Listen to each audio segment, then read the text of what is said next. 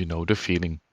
Hours in, something goes wrong, and the last time you saved was longer ago than you want to admit. That feeling, that specific mixture of panic and resignation, was designed into games deliberately, not to punish you, but because saving your progress is one of the most complicated design problems in gaming. And the way it's been solved has changed completely, multiple times across 50 years. This is how save systems evolved.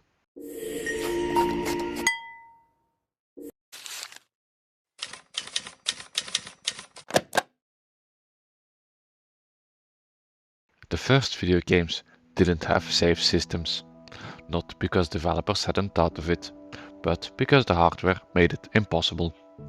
Arcade games in the 1970s and early 1980s operated on a simple loop.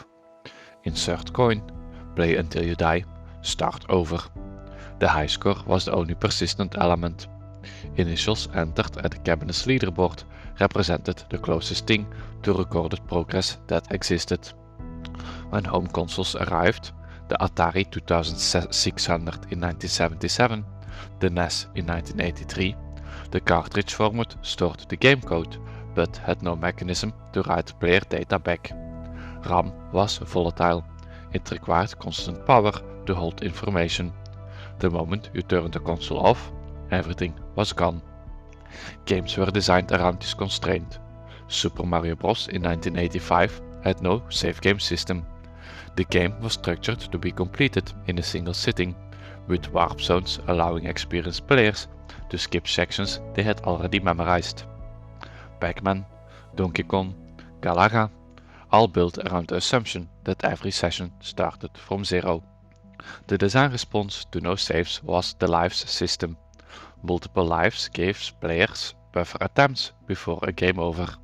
Extra lives earned through score thresholds or hidden pickups extended sessions. The game over screen and continue prompt were the industry's acknowledgement that players needed more than one attempt, even if progress couldn't be preserved between sessions. For players in this era, the game was the challenge of memory and repetition. You didn't save your progress, you memorized the path. Every session started from the beginning, and getting further than last time was the measure of improvement. But as games grew longer, as RPGs and adventure games demanded hours rather than minutes, the lives system became insufficient. Developers needed a way to write progress to a medium that survived power loss. The solution came from an unexpected direction.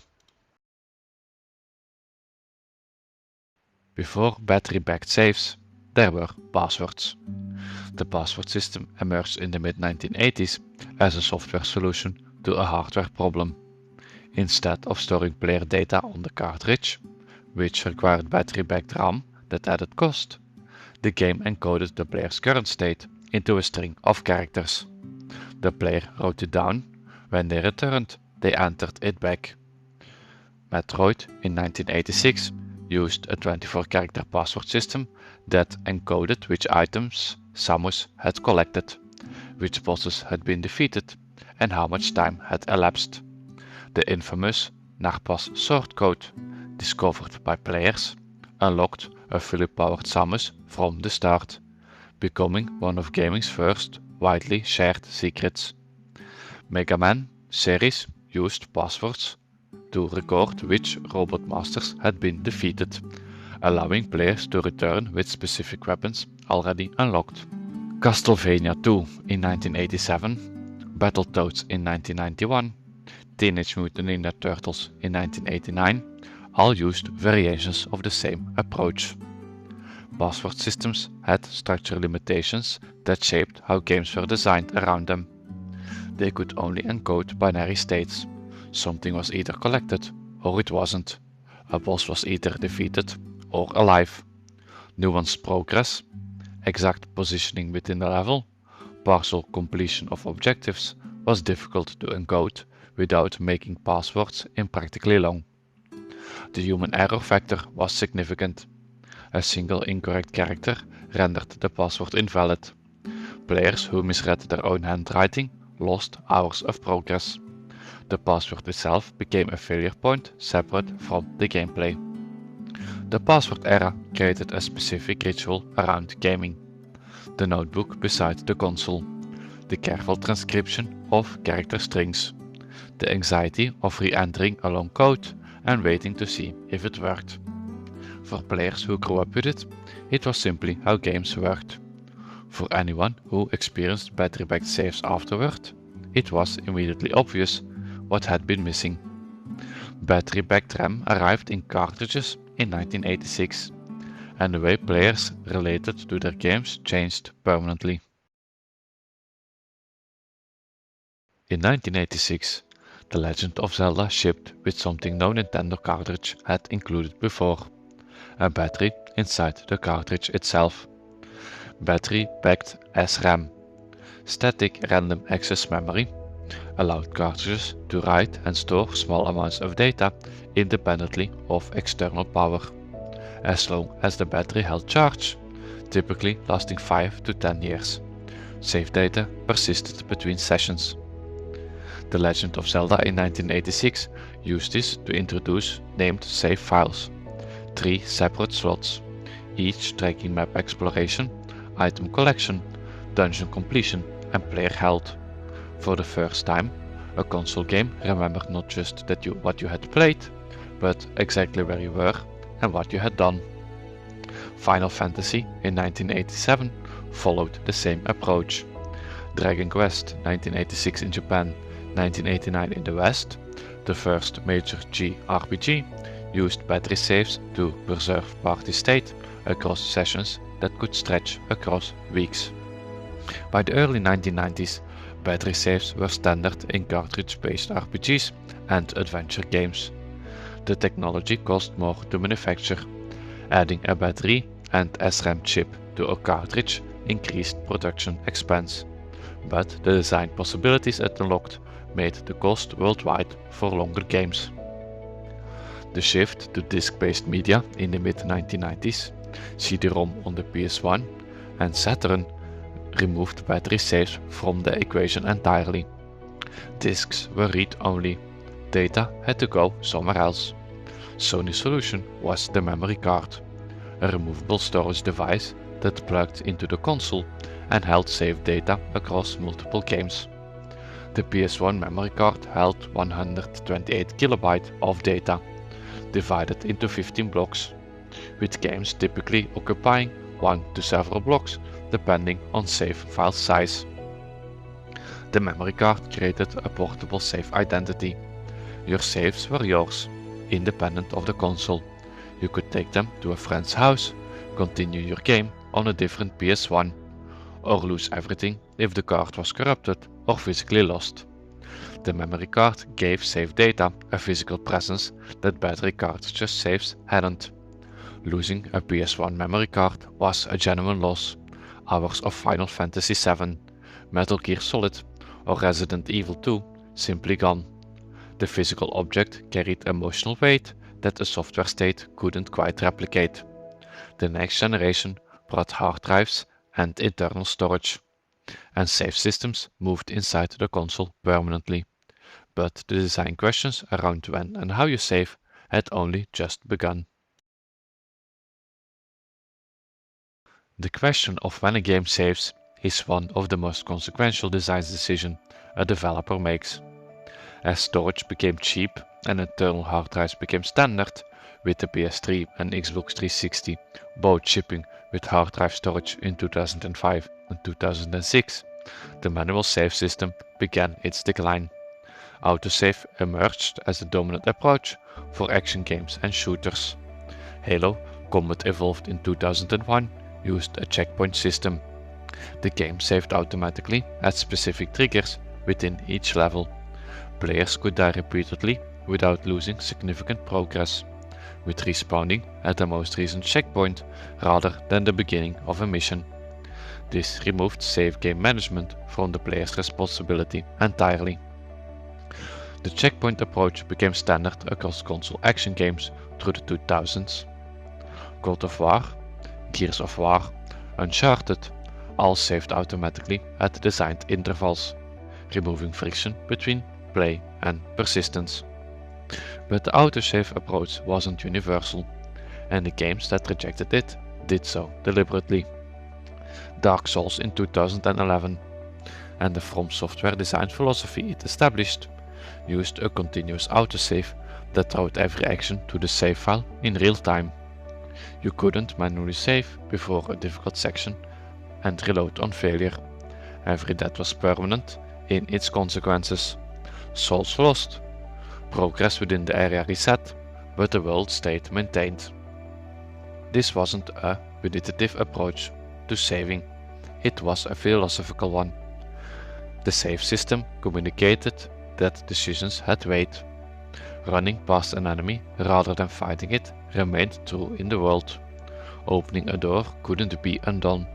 The save system enforced the game's core idea that the world was real and consequential.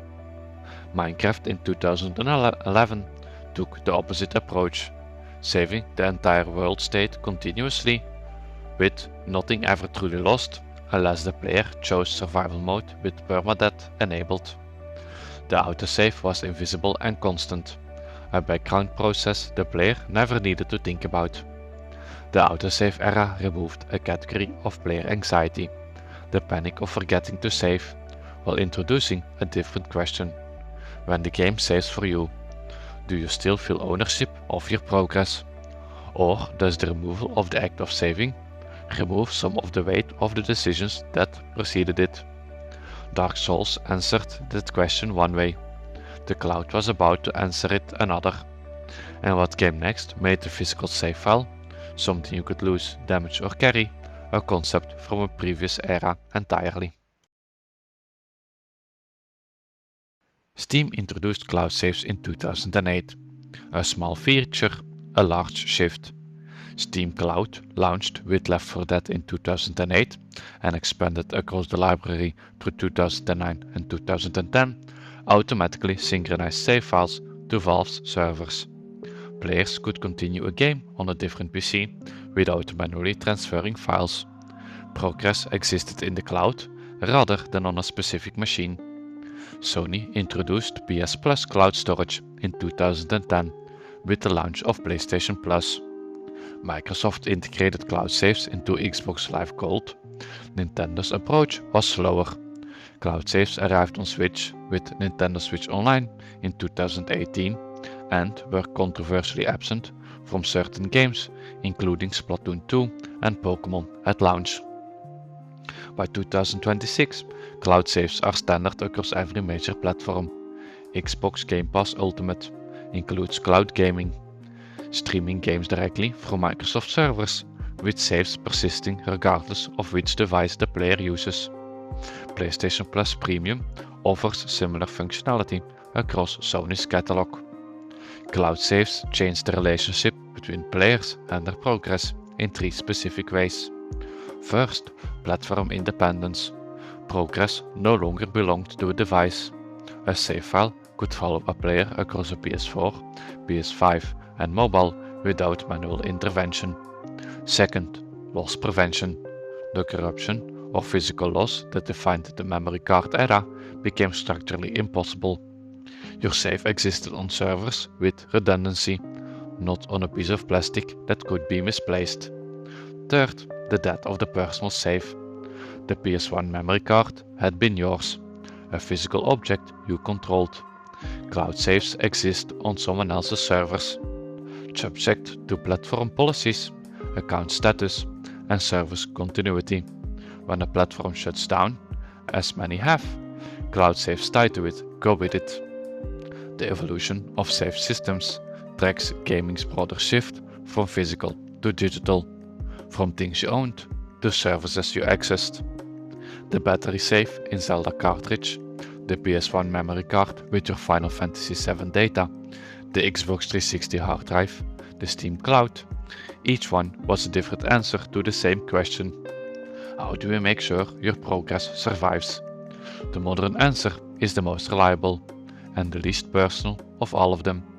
Save systems have become invisible, which means they've done exactly what they were always supposed to do.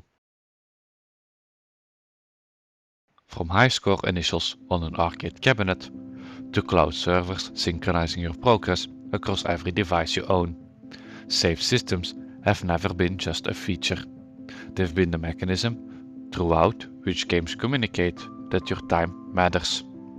That what you did yesterday will still be there tomorrow. That the hours you put in have left a mark. The password you wrote in a notebook in 1989. The memory card you kept in a specific pocket of your backpack.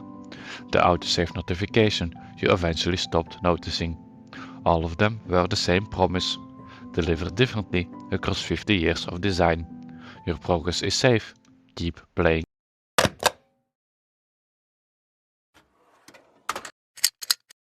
If you made it this far, thank you so much for watching. It genuinely means the world. If you enjoyed this video, don't forget to give it a like, and if you haven't already, hit that subscribe button so you never miss a case.